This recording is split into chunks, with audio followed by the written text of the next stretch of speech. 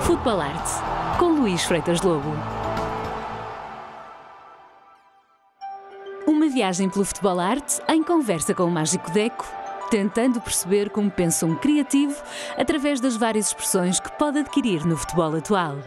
Da criação coletiva de Scarpa até à história de um goleador e sua memória vinda de outro mundo. Criatividade, as diferentes expressões. Como entrar na cabeça de um criativo até saber o que está a pensar e decifrar a password das diferentes posições do futebol atual. Procurar o criativo é uma missão cada vez mais difícil no futebol atual. Penso que antes era mais fácil. Ia-se à procura daquele espaço do número 10 e lá estava ele, em estado puro. Aquele jogador que traçava as coordenadas de jogo de toda a equipa. Muitas vezes jogava quase com a mão nos bolsos. Olhava, levantava a cabeça, fazia o passe, lá estava a bola no sítio certo. Estes jogadores foram-se transformando ao longo dos tempos. Mas olha, os últimos 20, 25 anos, eles estão lá. Podem estar noutros locais, mais colocados sobre a faixa, fazem diagonais, mas aparecem sempre no jogo. Aparecem na finta, aparecem no passe, no desequilíbrio num para um, podem ser mais falsos lentos, podem ser mais rápidos, mas o criativo está lá sempre na equipa. Uma questão de procurar. Procurar por todos os espaços e por todas as posições. Por isso, eu acho que a criatividade, neste momento, pode estar num defesa, pode estar no trinco que vira o pivô, e hoje fala-se no sair a jogar, a primeira fase de construção cada vez mais elaborada, no lateral, que sai por fora, em projeção, e matou o extremo que era o exemplo da criatividade, do 1 para 1, do desequilíbrio. Hoje em dia eu vejo um extremo, penso que é um jogador de uma espécie desaparecida. Também está claro nos avançados, mas mesmo os avançados hoje em dia já não perguntamos tanto, nem ao ponta de lança, se marcou ou não marcou. Perguntamos se jogou bem ou jogou mal. E por isso nasceu aquela espécie híbrida do 9,5. No fundo, o criativo tem que ser aquele que tem a bola a cada momento do jogo, independentemente da posição onde joga ou do espaço que ocupa. Mas claro que nem todos os jogadores são iguais nesse poder de ser criativo, de meter criatividade no jogo. Aqueles que o conseguem fazer, independentemente do espaço e da posição, marcam a diferença no jogo e são a criatividade no futebol atual, no futebol moderno atual e tão tático. É desses jogadores que eu quero falar ao longo destes programas, em viagens pelo planeta do futebol arte. Deco, o criativo mágico. Como um mágico pensa o jogo, desde a origem até ao topo do mundo. Falar de futebol arte da melhor forma é encontrar um embaixador, um profeta do futebol arte, um mágico. Mas diz-me uma coisa, o futebol foi dos jogadores, o futebol é dos jogadores, será sempre dos jogadores, ainda é dos jogadores, no meio de tudo que nós vivemos agora? Eu acho que sim. Porque no final quem interpreta, quem executa são os jogadores. Então, por maior evolução que haja, por maior esquemas táticos, por evolução de uma série de coisas, porque evolução entre aspas, porque nós temos hoje mais ferramentas, muito mais informações, né? Os treinadores têm, os jogadores têm, mas se nós analisarmos hoje, nós vivemos uma era de domínio de dois grandes gênios, chama-se Cristiano Ronaldo e Messi, né? Óbvio que nesse período houve grandes treinadores, continuam existindo grandes jogadores, mas para mim são dois gênios, dois artistas do futebol. Tu achas que o criativo tem que se adaptar aos novos tempos, não é? Eu acho que no fundo sempre foi. Se nós analisarmos por exemplo, a geração, fala do Brasil de 70, né? Mas depois se não tivesse ordem naquela equipe não tinha ganho. Pelé já tinha que se adaptar também. Toda a gente se adaptou. Eu acho que essa discussão, é normal que os saudosistas sempre contam, e no fundo os românticos, mas para mim ver um Cristiano, ver um Messi, ver um Salah, ver um Mbappé, um Neymar, né? Falando desses jogadores que nos últimos anos nós temos visto, um De Bruyne, um Bernardo. Eu acho que os criativos estão aí, eles não desapareceram. Eu acho que já passaste por algumas épocas diferentes. Deixa-me ir buscar lá atrás até mais de 20 anos, já nos faz um pouco mais velhos. O Deco com 18 anos, num treino aqui, Vidal Pinheiro, quando tu chegaste, Salgueiros, aquele tempo em que tu estavas a descobrir o futebol. Como é que era para ti encontrar esses tempos e perceber aquele momento em que tu descobriste o que era o nosso futebol? Estas imagens aqui, lembras-te disto? Sim, lembro, claro que lembro. Aqui neste campo que já não existe, Vidal Pinheiro. Já. Ali a treinar com esta equipa que era o Dito, o treinador. Era o Dito. Nossa equipe era muito forte. Tinha um criativo, o Abílio, que era um jogador também que marcou história em Portugal, no Salgueiros. Enfim, essa equipe tinha muita qualidade. Para mim era tudo novo. O Cal, não é? Também. Sim, o Cal. Está ali o Abílio. Está o Abílio ali. Quando olhas para este Deco, nesta altura, que Deco era este, nesta altura? Chegar ao futebol português, perceber o que era mais também o lado físico do jogo? Eu aí ainda estava muito na forma que... na criatividade. Eu sempre pensava no drible, no jogo, eu nunca... Aí eu ainda estava numa fase que eu vinha do Alverca um pouco nisso, né? Já percebia muito bem o jogo, mas ainda estava numa fase muito mais preocupado em criar, em me divertir. Sim. A minha transformação vem quando eu venho para o Porto. Ali acho que eu tenho um período muito importante ali com o Fernando Santos. Esta aqui é uma das tuas primeiras entradas em jogo. Sim. Aqui em Guimarães, tu esteia, estamos portanto em 98, 99, que isto eu tenho o Cruz, não Cruz, sim. Era? E tu entras aqui. O que eu acho engraçado aqui, Deco, é quando olho para ti aqui com os 18, 19 anos, o estilo que tu fizeste ao longo da carreira já lá estava. Ver-te aqui a tocar na bola, este já é o Deco depois que vai marcar uma época, não? Sim. A tua forma de jogar e de conduzir a bola aqui no jogo com o Sporting. Isso já... O meu jeito, né? Todo parecia o falso lento. Não, lento não era. Não era, mas parecia. Muito menos a pensar, né? Mas a execução, os gestos era... Eu lembro contra o Porto, fiz um jogo muito bom. Esta jogada aqui contra o Porto. Controle de bola já lá estava. Já estava. Tem tudo. Fundo, isso não... Nasce um pouco. Mais do que aprender depois, eu acho que no fundo o talento nasce, mas ele se desenvolve com o jogo. Tem aqui uma imagem a seguir que tu vais sair da marcação, da pressão, não é? Como se diz aqui. E sais a jogar rápido. Hoje parece que é uma password para o futebol moderno dizer que uma equipa pressiona bem.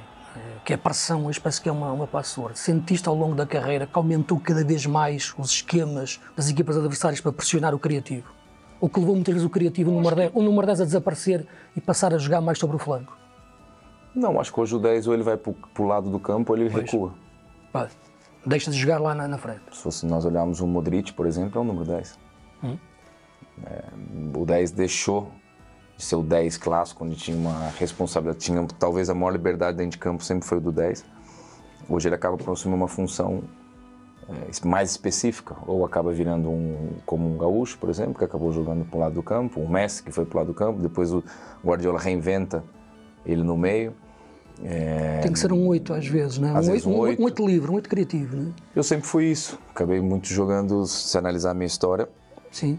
Joguei como um 10 no início, depois um 8, depois joguei atrás dos avançados com o Porto, com o Mourinho muitas vezes jogava no 4-4-2. Em Losango, onde eu jogava atrás dos dois avançados, onde eu tinha uma certa liberdade, e muitas vezes o 4-3-3 era outra função. Por isso que eu acho que no fundo o jogador criativo ele se adapta. O que tem qualidade vai acabar por jogar sempre, porque no final a inteligência do jogador não se limita só ao que ele faz com a bola, se limita a entender o jogo, perceber o jogo. Eu acho que o criativo é isso. Estava a ver há pouco aquelas tuas imagens no treino no Salgueiros. Aqui isto é outro mundo. E passar para outro campo de treinos diferente, campo de treinos em Barcelona. E de repente, o que é que acontece quando entras dentro do passar deste mundo? Pelo meio vai ter o Porto, que já falámos disso, mas entrar no meio daquele campo de treinos do Barça. A tua chegada a treinar em Nou Camp. O Barcelona para mim era um sonho sempre. É assim, o Barcelona é um clube onde eu Eu, de alguma forma, quando era pequeno, eu lembro do Barcelona dos anos 90, isso ficou muito na minha memória, ficou muito na minha cabeça, onde era um sonho jogar no Barcelona. Tanto que eu consegui, de alguma forma, adiar isso, né, em função... Eu sempre falo que dificilmente eu teria ficado 5 anos e meio no Porto nos dias de hoje. E talvez o meu sonho do Barcelona não teria acontecido. Lembra-te desta imagem, que ia chegar dos primeiros treinos? Isto é o Maxi que veio atrás, não é? Sim. E lembras-te do primeiro tempo do Rijkaard, um treinador que deixou pouco tempo, treinou pouco tempo, na minha opinião. O Rijkaard foi talvez o treinador que eu vi, que teve um sucesso onde talvez ele não queria ter essa... Ele não se importava com o sucesso. Não queria ter protagonismo? Não se importava. Nem ligava para isso, era uma coisa... Talvez pelo fato de ter sido um grande jogador, ter visto isso como jogador... Estás a falar nesta equipa com Gaúcho, contigo, com Xavi, com o Messi a aparecer, o Iniesta a surgir. Lembras-te do primeiro treino que tiveste com o Messi?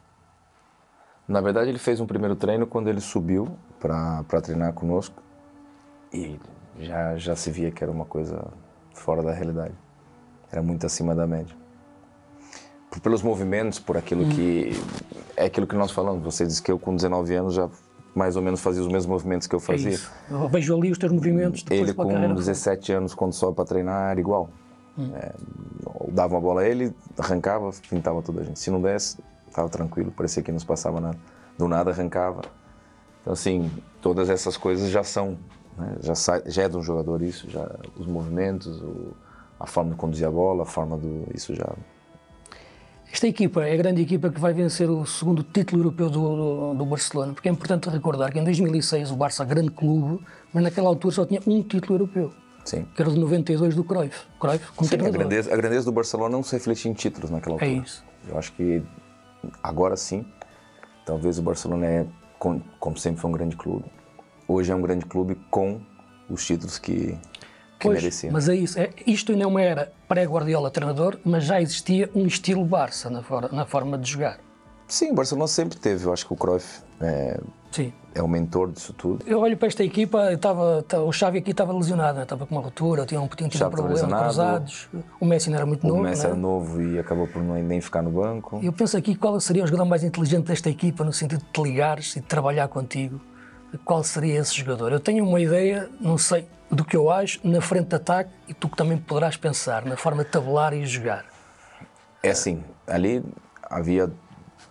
O Ronaldo era o que nós acabávamos muito mais na verdade, eu geria muito as posições, porque o Ronaldo acabava a perder posição, era o único que nós podíamos permitir perder as posições e mais anárquico.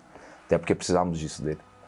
Então eu acabava fazendo uma gestão muito das posições, controlar os laterais, tentava encontrar esses equilíbrios. Eu sempre lembro, o Silvinho lembra muito disso.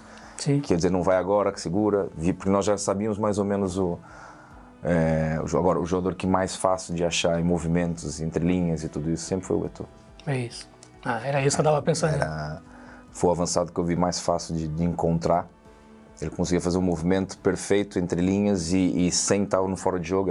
Era muito mais era o jogador que eu vi mais fácil de encontrar, avançado mais fácil de encontrar. Scarpa, o criativo coletivo. Como mais do que ser um craque individual, um jogador se torna num craque de equipa. Do Brasil para a Inglaterra. Um jogador com desejos criativos mais comunitários, coletivos dentro da equipa, nem sempre é muito bem visto num primeiro momento. Quer dar primeiro um olhar à sua equipa e só depois olhar para o adversário. Este tipo de jogador é o jogador que muitas vezes faz os outros jogar melhor. Um exemplo deste jogador é o Scarpa. E foi no Palmeiras, da esperteza e da inteligência do Abel, o jogador que marcou mais essa diferença na qualidade em que fazia jogar os outros. Jogou em diferentes posições, às vezes até jogava a lateral esquerdo, jogou na final da Libertadores a lateral esquerdo, depois jogava a médio centro, que é a sua posição de origem, depois jogava a médio ala ou a extremo. Tinha em todas as posições uma coisa fundamental, visão de jogo. A criatividade da visão de jogo, da leitura de jogo. E notava-se na qualidade com que muitas vezes caía sobre o flanco, a facilidade com que descobria 1 metro quadrado de relva, saía da cabine telefónica e fazia cruzamentos que abriam os olhos à bola, ou então depois na zona central, como recebia e fazia o passe. Ele tinha dentro dele tudo o que era o futebol coletivo dentro da equipa. Era, no fundo, um jogador multifunções, fazia coisas diferentes, ou melhor, resolvia o mesmo problema de forma diferente, jogada após jogada. Está agora em Inglaterra a jogar no Nottingham, um local mítico dentro do futebol inglês e na história de Inglaterra. Reza a lenda que naquele local, em tempos idos, existiu um xerife tirano que explorava o seu povo, mesmo através dos impostos. Poderá ser talvez uma visão romanceada, mas eu vejo Scarpa a chegar a Nottingham e a ser uma espécie de Robin dos Bosques futebolístico. A roubar o futebol aos ricos, nos ricos, neste caso, os grandes clubes poderosos de Inglaterra, e dá-lo aos mais pobres, aos mais fracos. Clubes como o Nottingham, que querem sair de baixo e serem também muito fortes. O futebol de Scarpa tem muito disso, a capacidade de marcar a diferença e dar jogo à equipa para a fazer jogar cada vez melhor. É o estilo de Scarpa. Will you come with me? To Sherwood. Deco. Como se descobrem os melhores espaços para estar e ser mágico em campo. Isto é 2006, mas antes, claro, foste campeão no Porto, campeão europeu. Quando chegas em 99 ainda acabas por fazer a época, mas o primeiro momento, o grande título em que tu jogas a época toda é este, 2003, e fazes o gol que decide o campeonato. Este gol que marcas na Luz, ao Benfica, estava em 2003. Aqui começa o grande Porto do Mourinho, não? Nesta equipa. Eu acho que começa antes, não é? Sim. Foi o primeiro... É a época anterior que ele acaba, não é? Começa quando o Mourinho... Eu acho que o Mourinho, para mim, foi um revolucionário. Acho que nessa altura, poucos treinadores tinham a capacidade... Está aqui a tua recepção aqui, já é Sim. orientada para o remate, não é? Sim, o passo do Maniche é espetacular. Sim. Mas esta recepção é tão importante como o remate. Claro. Por se eu ali controlo mal, o Luizão chegava. Que já levantou e a bola até dá ali um efeito. Sim. Eu lembro que ela fugia um pouco. É isso. Este é o primeiro teu grande momento no Porto, não? Estádio da Luz, eu lembro clássico, que eu cheguei no faz Porto. Golo, marca. Sim, eu lembro que eu cheguei no Porto. Decide campeonato. E quando ganhamos o Penta, em 98, eu cheguei 3 meses, foi naquela janela de chegas em abril, de março. Né? Sim, que era aquela só via para inscrever um jogador. Isso. E eu fiquei com a sensação de que eu queria ganhar no Porto. Por isso que eu lembro para mim que eu falei que eu não queria ir embora do Porto sem ganhar títulos. Porque é que o Penta marcou muito. E a festa do Penta foi espetacular. Aquela geração marcou muito. Paulinho Santos, Jorge Costa, o Aloísio, né, Drulovic, Zalvic, Jardel, enfim.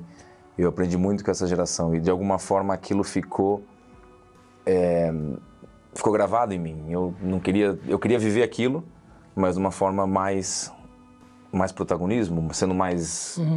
eu não me sentia tão parte daquela conquista. Óbvio que eu participei, sim, mas não era uma coisa em que eu tinha vivido como eu queria viver. Não era do protagonista. Né? Sim. E, claro, a seguir vem 2 anos complicados, né? Transições, saída de jogadores. São 3 anos sem ganhar o campeonato. 3 anos sem ganhar o campeonato e aquilo me custou muito, apesar de termos ganhado taças, enfim. E eu, quando nós ganhamos o primeiro campeonato, é como se eu tivesse voltado a viver aquilo que eu vivi de uma forma do Penta que eu queria voltar. Então, para mim, foi uma alegria. Foi espetacular, porque eu não tinha vivido ainda isso no Porto.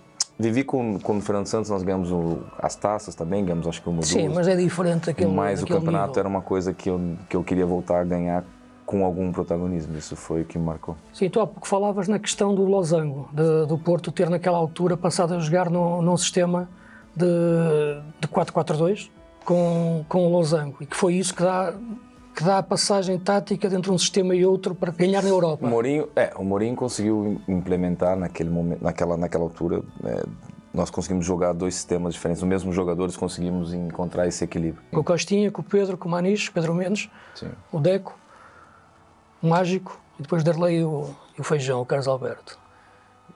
Esse sistema só era possível por causa dos jogadores que nós tínhamos.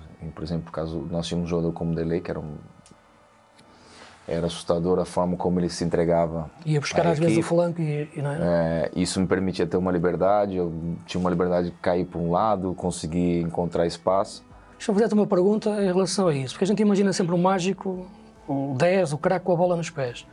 Para ti, quando entras em campo, começavas a pensar o jogo sem a bola ou com a bola? Por causa dessa pergunta, por causa dessa resposta que tu deste, diste buscar o espaço e aí não tinhas a bola. Eu tinha que buscar soluções para ter a bola. Primeiro começas a pensar sem a bola. Claro. como é que eu vou ter a bola se eu tenho uma marcação... Porque há sempre a ideia da posse, mas antes é preciso movimentar-se para ter posse. Preciso entender como é o jogo. Nem sempre você conhece os jogadores com quem você joga. Eu sempre falo que eu preciso entender com quem eu jogo e contra quem eu jogo. Né? E no final, eu não posso jogar... Se fosse o Bene ali, eu penso de outra forma o jogo. Se é o Carlos Alberto dele, eu penso de um outro jeito. Eu não posso entregar a bola ao Juli da mesma forma que eu entregava ao Messi. Sim. O Juli tinha que buscar em espaço entre o central e... Na profundidade. O Messi eu posso jogar no pé e apoiar. E ela fica redonda com ela fica, quer dizer, são tudo essas coisas. Então, minha forma de jogar está relacionada com quem eu jogo. Não está relacionada só aquilo que eu posso fazer. Não é, os jogadores não são iguais. Sim. Entender a equipa, jogar...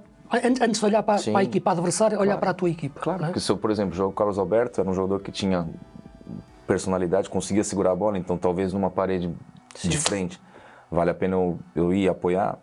Tudo isso muda, então isso que eu acho que... E isso, os treinadores te dão uma ideia do jogo, te falam tudo, mas no final vai ter momentos do jogo que você precisa ter essa personalidade. Que o jogo é do jogador. Que o jogo é do jogador. Por isso eu respondo a tua pergunta desde o início. Sim. Mas deixa-me pensar em ti, em imagens contigo com a bola, ao mesmo tempo com a bola. E o que fazias no Porto, naquela altura, mais a jogar ali sobre a meia esquerda. Essas imagens que queria que visses, parece-me que são imagens em que tu apareces mais vezes, aqui jogas a partir da direita, isto é um golo ao Belenenses, mas quase sempre a procurar os tais espaços que tu dizes fora da marcação, mais aberto. Sim, porque no fundo... Jogando nesse sistema, né, atrás dos avançados, às vezes eu tinha sempre os centrais e os médios defensivos, então eu tinha que buscar essas soluções, tinha que tentar arranjar essas soluções para poder fugir da marcação, para poder conseguir jogar. Não? Isto aqui é um grande passo do Maniche. Sim. Tu apanhas sem deixar cair. Mas lá está, também buscar esse lado cego do defesa. Não é? Aqui tu marcas o canto e vais acabar a jogada. Mais uma tabela linda. Desde o início da jogada. E aparece no jogo isto, não é? Sim. Mas é que o Maniche tinha uma inteligência do jogo muito apurada. A tabelinha a tabela dele era rápida, Sim. Ele já conseguia ver antes aquilo que ia acontecer. Isto aqui, à medida que vais fintando, vais pensando. Sim. Ele já não... Não se pensa, só se faz. Mas lá está, aí buscar sempre o lado cego do defesa, como tu fazias aí buscar mais em largura. Né? Tu acabas a carreira no Brasil, regressas, e vais ser campeão numa grande equipa, esta equipa do Fluminense. Campeão brasileiro e campeão no Carioca também. Nós ganhamos em 2010. Estás ali com o Diguinho, com o Fred, fera, não é? Sim. Eu lembro que o Muricy, na altura, falei com ele para poder voltar, eu queria voltar ao Brasil, e o projeto do Fluminense era muito bem sustentável, porque tinha o Unimed, depois o Muricy, que era um treinador campeão, então o Muricy dava um pouco de garantias de ter uma boa equipe, mas para mim, em 2010, o grande jogador nosso foi o Conca. Sim, o Conca. O Conca foi o ano que o Conca arrebenta, e nada, era uma equipe que tinha suas limitações, mas tinha ali o próprio Emerson Sheik, Fred, nós tínhamos ali 4 ou 5 jogadores que conseguiam serem diferentes. Tu nesta altura que já jogavas a 10 mais solto? Já comecei a jogar mais como 8. 8. Muito mais organizando o jogo, dando liberdade ao Conca, sim. Até porque o Conca tinha era novo, né? E eu conseguia mais pensar o jogo mais numa posição um pouco mais recuada e encontrar os passos, os equilíbrios, enfim. Esta imagem é a última que te fica, não é? Aquele jogo de consagração no Dragão. Acaba o jogo, tu a fazeres um chapéu, acabou aí o jogo. O Messi também teve aqui a participar. Eu olho para isto e para esta imagem é a pergunta que eu faço. O futuro do futebol arte, qual é? Vai haver mais um Messi, vai haver mais um Deco? Vai. Isso eu não tenho dúvida. Não tens dúvidas que vai haver mais um Messi e mais um Deco? Eu acho que as comparações são sempre... Sim, não é dizer que iguais, mas... Mas vai. No fundo, eu acho que vai haver mais jogadores que vão fazendo desse esporte a paixão que ele é. Porque eu acho que o que faz, o que mexe com as pessoas, o que faz você ir ao estádio acaba por sendo sempre óbvio. são um conjunto de coisas. Os treinadores são fundamentais e têm o protagonismo que têm. Claro. Mas, no fundo, quem vai executar são os jogadores. Os jogadores são a alma desse desporto. Então, para um romântico como eu, embora eu goste muito de falar de tática, para um romântico como eu, posso estar descansado. A arte no futebol vai aparecer sempre. Vai aparecer sempre, não tenho dúvida. E o futebol é dos jogadores. Com certeza. Romel Fernández, o sobrenatural do futebol. Como a memória de um jogador se tornou num culto depois da sua partida demasiado cedo. O Panamá e uma incrível história de paixão eterna. Pode parecer exótico, mas agora queria viajar até ao Panamá e recordar um dos meus heróis de infância, Romel Fernández. Apaixonei-me por ele quando estava em Tenerife, numas férias, e vi-o marcar muitos golos que levou o Tenerife à subida de divisão. Avançado forte, possante, que marcava muitos golos de cabeça. Mas aquilo que ainda me faz hoje ter essa devoção por Romel tem a ver com o culto que é feito no Panamá à sua imagem, no cemitério onde ele está sepultado. E o mais incrível é que a sua campa nesse cemitério é um campo de futebol mesmo, com as medidas regulamentares proporcionais. E todos os anos, nas datas em que se assinala o seu falecimento, há uma romaria dos seus admiradores para lhe prestar homenagem. E como é que o fazem? Jogando muitas vezes, durante todo o dia, campeonatos, torneios de futebol de mesa em cima da campa de Romel Fernández. Muitas vezes deixam lá ficar figurinhas, imagens, cromos de jogadores de todo o mundo. Uma homenagem incrível que se repete ano após ano em cima da campa de Romel Fernández, o herói do Panamá. Um local incrível que devia ser visitado por todos aqueles que amam verdadeiramente o futebol.